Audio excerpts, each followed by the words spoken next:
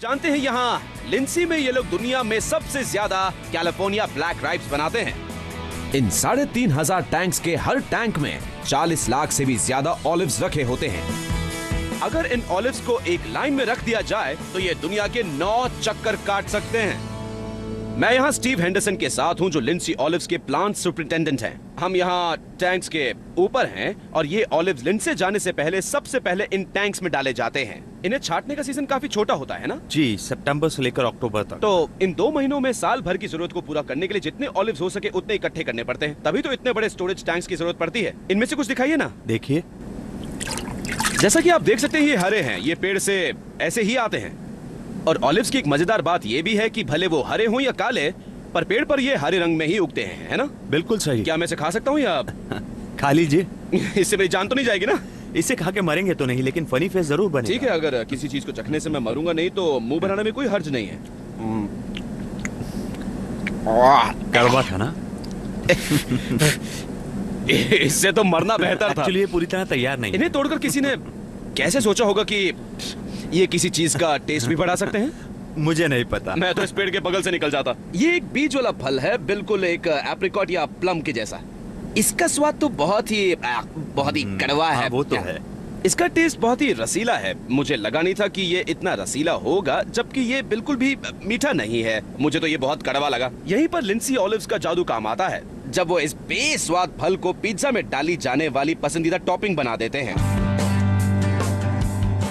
इन बड़े बड़े 20 टन के टैंक्स को एक एक करके इन टब्स में खाली किया जाता है। फिर इन्हें इनके साइज के मुताबिक ग्रेड किया जाता है।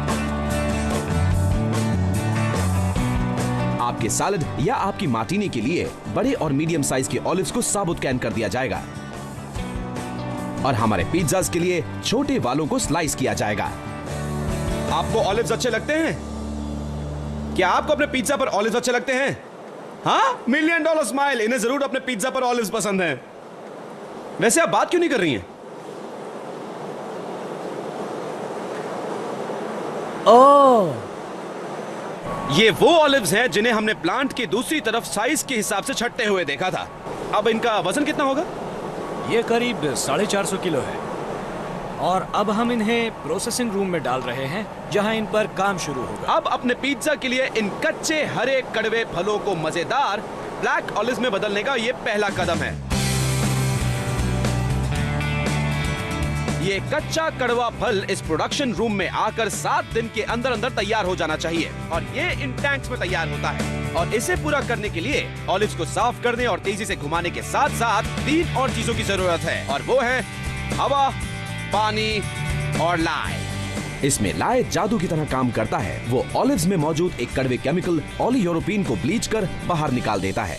अब देखते हैं 3 दिनों बाद इनका क्या हाल है। 7 दिनों में 3 दिन बीत गए और हमारा आधा काम हो चुका है। अभी भी थोड़े ग्रीन बचे हैं, पर ज्यादातर ऑलिव्स पर्पल और डार्क ग्रीन और ब्लैक कलर के हो गए हैं। आप देख रहे हैं, लाई ने कई ऑलिव्स पर अपना काम शुरू कर दिया है। यहाँ ऑक्सीडेशन चल रहा है।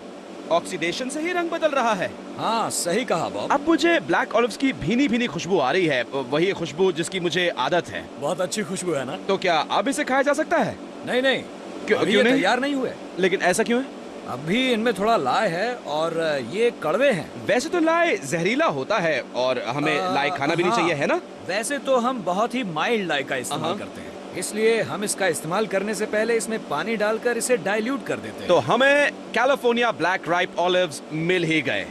इस ऑलिव को देखकर लगता है कि मैं इसे पिज्जा पर डाल सकता हूँ। क्या मैं इसे चख सकता हूँ? हाँ, चख लीजिए।